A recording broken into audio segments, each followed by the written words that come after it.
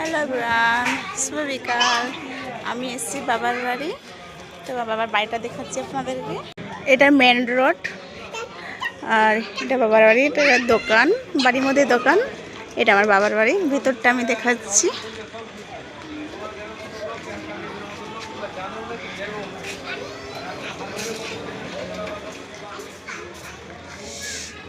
এদিকে কিচেনের মতো, এদিকে এদিকে ছোট দাদার, আর এই সাইডটা আছে বড় দাদার। এখানে বড় বৌদি রান্না করে।